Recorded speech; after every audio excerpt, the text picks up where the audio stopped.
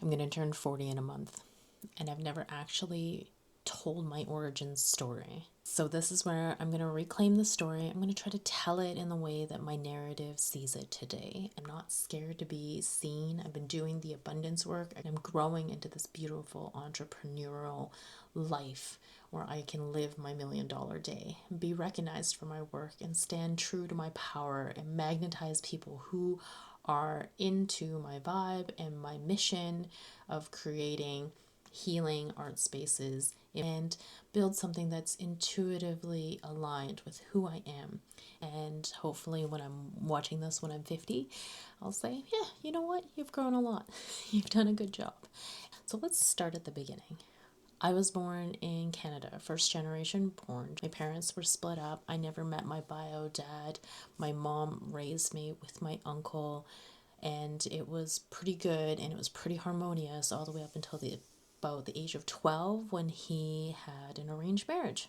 She did not like us, chased us out of that house, and we had to move on. So now, mom and I were living more below the means, and we were towing the line of poverty. We did not see eye to eye. I didn't understand her diagnosis. I felt like my love was conditional, and it wasn't the fact, and I hold no animosity. She did the very best that she could with what she had, and I understand that now so much more being a psychiatric nurse. I ended up rebelling, we argued, I ended up in group homes, and I spent 3 years being in the system, seeing how broken it was, talking to social workers about my anger issues and my substance use and how I'm partying too much and not making smart choices. However, when I noticed back at that time, I discovered the rave scene when I was 13, and it blew my mind. People were dancing, they were dressed up, we were wearing candy, it was rainbow colors, and I had never heard electronica before. Wow. And this really was a complete turn, 180. I found something that accepted me, that gave me permission to be authentic, real, weird, and just embraced by this space. However, there was substances there, and I was looking for a place where I didn't have to feel my feelings or admit to the fact that I didn't know what I was doing, and that I was angry at the system. I was angry at the world. I was angry at my mom, the school, anybody who tried to tell me what to do. During this time, I lived in group homes. I didn't learn a lot about how to navigate and regulate my own emotions. However, I eventually found myself back at home, realized it's been such a long time since we lived together, and I've already, made lots of impulsive decisions, and I just didn't know how to live with my mom. So I moved out, tried to start post-secondary in a college medical office assistant program, found out that I wasn't able to pull it off and work and pay rent at the same time, ended up moving back home where I was able to finish it with honors, actually. I was really proud of myself. So from there, I decided to take a job. I found a job at the hospital, and I started working as a medical office assistant. And then suddenly I had all of this money. I was able to rent a high-rise apartment, buy my first car, and go to a ton of music festivals. I blew all the money. I had the best time. However, there was another pivotal moment where it was like crossroads. There was a fork in the whole path of my life. I went to this retirement party for a lady, and she stood up and she said, thank you, thank everyone here in this room for my 35 years of service. And I was just like blown away. She's worked here for 35 years and took care of her daughter, which I absolutely, honor her in that path. But she says, I finally get to travel. Oh, she waited 35 years to travel. And the first thing in my mind was like alarm bells, red lights, and like blinking things that was saying, warning, warning, this is going to be you if you don't make a choice. And if you don't change now, you're going to end up in the same spot as her in 35 years. I freaked out. Luckily, I just had a friend go to Thailand and come back and just rave about it. She said the most amazing things. They came back with dreadlocks and went to the beach and had like the best time. So that was my next mission. I took the TESOL, Teaching English Overseas certificate, before taking off. Or actually, I believe that I took it right after I came back from that trip, quit my job, and decided I was going to go move to China with my boyfriend at the time. Unfortunately, he was not faithful and had an alcohol use disorder. And honestly, it was really tough. And he had left in the middle of that trip because things went sideways, like I said. And I had to find myself, find confidence in who I am. I had already terrible self esteem at this point. I felt so much shame, didn't want to go home. It's like a little dog with my tail between my legs. And so, what ended up happening was I decided to make clothes, and I started to share my work on a website called Deviant Art. And I remember at that time I was able to just move into that space. I sold enough pieces and shared my art to break even. And then I left China to go meet my best friend at the time, to go travel all through Southeast Asia and then meet a love, follow that over to Europe, and then come back home. Who knows how this all happened. So suddenly I was engaged, and it's funny how quickly that can happen. I was engaged and I went back home. And at this point, I was doodling and journaling and vlogging and blogging, vlogging and blogging all over the world. I wasn't really making money. I wish I knew about YouTube then. But what ended up happening was I went to Japan with a best friend. I told my fiance at the time, this is what I need to do. This was my goal and my path and my journey before I met you. And you derailed me. So I'm gonna take lead, and I'm gonna go with my girlfriend, and we're gonna go to Japan. And that was in 2014. There, I learned so much about my independence.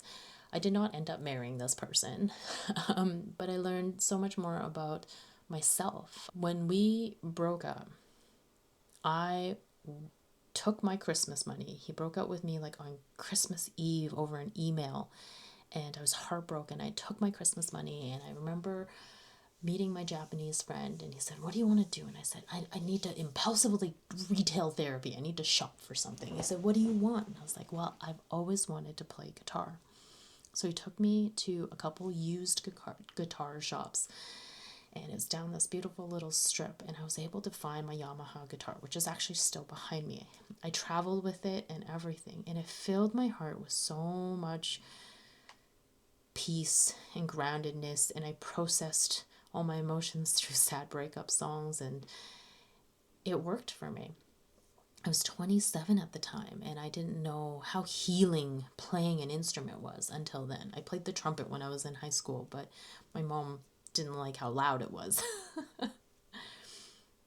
So next thing I know, I'm traveling all over.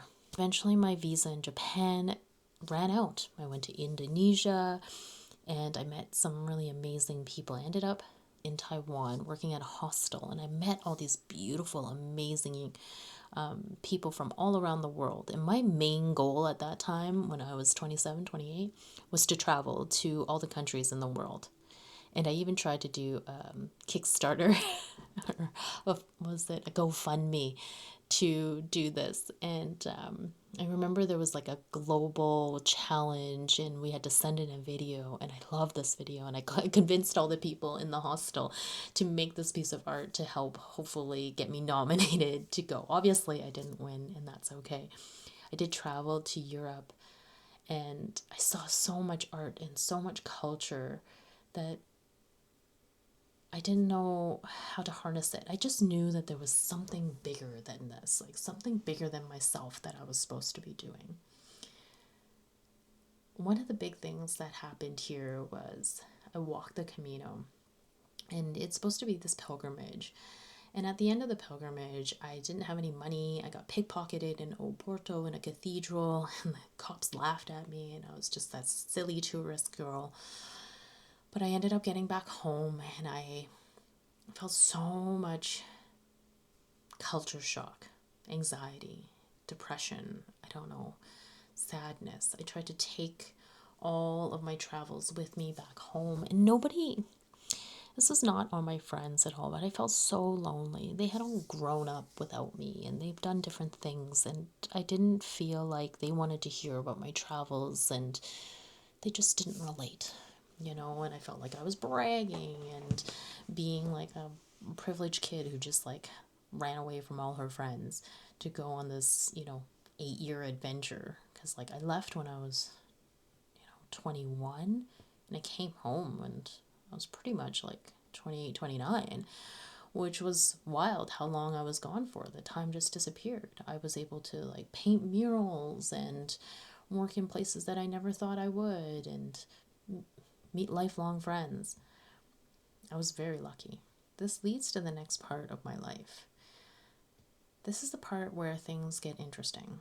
In 2016, so I'd already come home. I was trying to find a way to like go back to Europe, to go travel around the world. I was like, I'm going to be a student living abroad. What a brilliant idea. And I tried to chase this so much.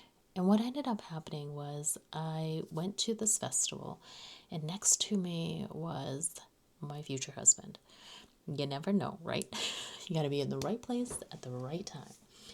And I met him. There was apprehensiveness with getting involved with somebody who lived in Canada when I was still dreaming of faraway places and traveling to all the countries in the world, because that's still a great occupational goal. Eventually, I fell in love with this beautiful human, and he does become my husband. However, dating and marrying him was a reflection of my self-worth, and I didn't realize how little I believed that I was allowed to have. I didn't believe that I was allowed to have happiness, or good things could happen to me, that I can have love and abundance. So when we went on our honeymoon, we were traveling and doing trusted house sitters and taking care of beautiful animals and beautiful houses all over Europe. I was faced with a demon. I was faced with this conflict in my brain about how I have something that's so beautiful, that is so worthwhile to keep and hold, that I truly deserve this love, this partnership. And there was the other side of me that said, you don't deserve it. I'm going to sabotage you. I'm going to make you depressed and small, and this is the way that you're going to feel the most safe, and I'm going to protect you from being hurt by this person. And it's spun me for a loop. I've never had depressive episodes so bad in my entire life, to the point where he says, you need professional help. I went home. I thought our relationship was completely broken, and I tried to go to group therapy. And group therapy was expensive. Therapy was expensive. Psychotherapy is all expensive, and I couldn't maintain it. I didn't have a job. I didn't have a home base. What was I to do? I found therapeutic arts. I stumbled across a website called Coursera, and it offered free courses.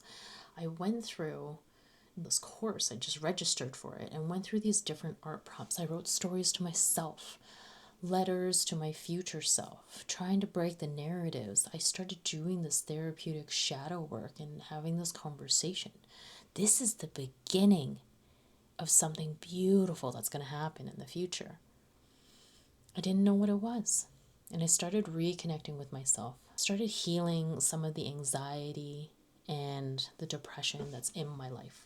And what ended up happening was I was able to salvage my relationship with my partner, because I started seeing my own self-worth. I started doing the work. I took ownership for my wounds, my limitations, my narrating beliefs, my self-deprecation. I just took ownership. This is time. I want to rewrite this. I want the best life I can possibly have. And it's going to be worth it. I know that it's going to be worth it. And it's going to suck, and it's going to feel discomfort, uncomfortable and discomforting. But I did it anyways. So in 2019, after studying this practice for 2 years and taking certificates, I decided to teach my first workshop. Yay! I teamed up with a yogi, and we did yoga, therapeutic arts with a beautiful body scan, and we had a nourishing meal afterwards. Boom, next thing, pandemic hits. But that's okay. I had gotten pregnant with my husband, and next thing I know, it was okay. We were in this tiny little bubble, and I didn't know what to do. But next thing I know, there was a calling. The calling was back. Whether the calling was for travel or the calling was to host therapeutic art workshops, there was a calling there.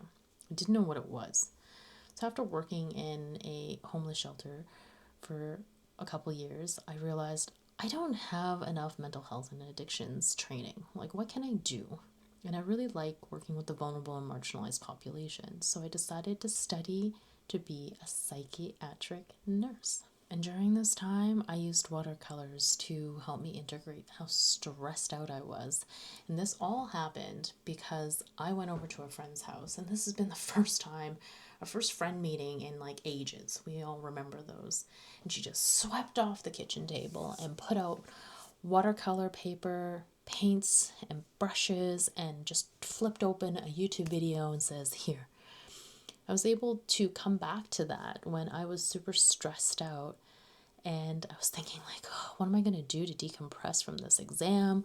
And I decided to paint. And an hour later, I had this beautiful painting. And then I did it again and again and again. And next thing I know, I was like, I love watercolors. It rejuvenated this beautiful creative part of myself. But I was still in the school routine.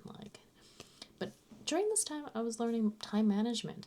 I was learning how I can show up for myself and get good grades and accomplish something that I felt was almost too hard for me to check off.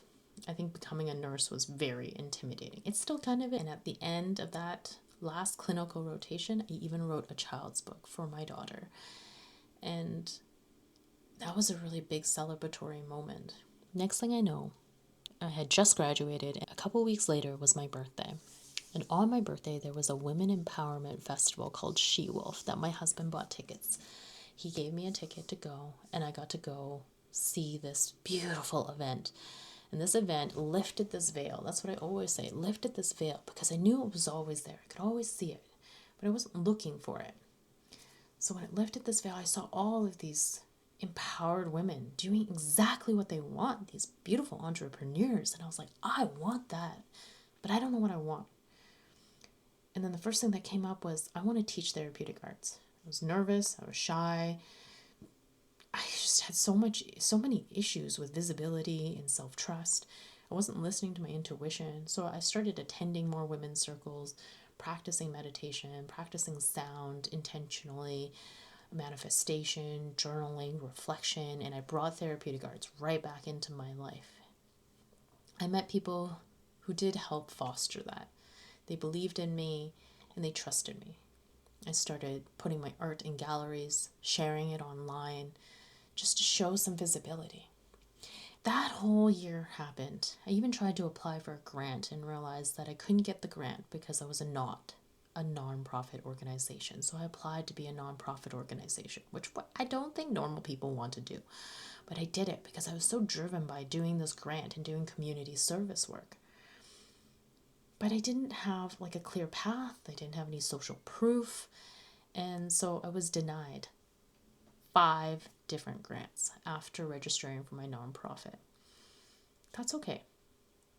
Those are lessons that we learn, right? And this year, 2025, this is the year where I got to plant a ton of seeds.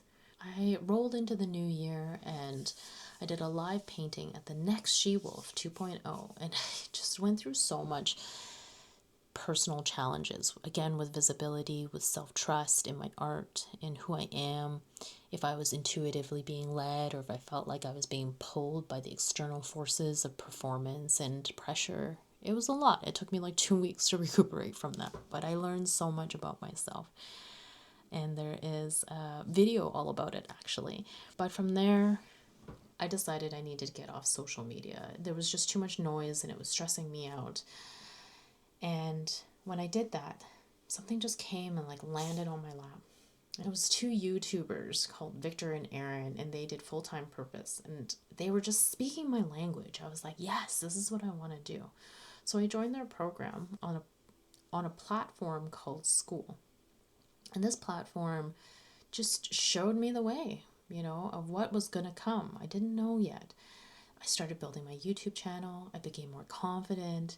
And now you can see that I'm regularly posting videos and I'm not scared to be seen. I've been doing the abundance work. I created a signature coaching program. I was able to get my first high ticket clients, start my own community, and build something that's intuitively aligned with who I am. And I'm growing into this beautiful entrepreneurial life where I can live my $1,000,000 day, be recognized for my work, and stand true to my power and magnetize people who are into my vibe and my mission of creating healing art spaces, in creating visions into an impactful event or a piece of art that means something to you. Because that's what I've been doing this whole time. I just hadn't really labeled it, let's just say. I am so utterly proud of myself for traveling and traversing such a journey and understanding that none of them is for naught, and that I honor the path and life that I have created, more so now than I ever have been. I understand that movement, music, storytelling, and silence is expressive arts. That's the foundation. And then we have our creative intuition and our flow that leads us. That is the leading way, your North Star. And now I've been able to solve the problem of anxiety, depression, visibility, and worth. And now I'm working towards abundance and growth and expansion and entrepreneurship. And I'm so excited to wrap up 2025 with this beautiful video. I trust myself in this journey. I trust this story. And I set the beautiful intentions for 2026 that I already have the power within me. I just need to claim it. So do you. Share your origin story inside the community if you feel called. I would love to hear it.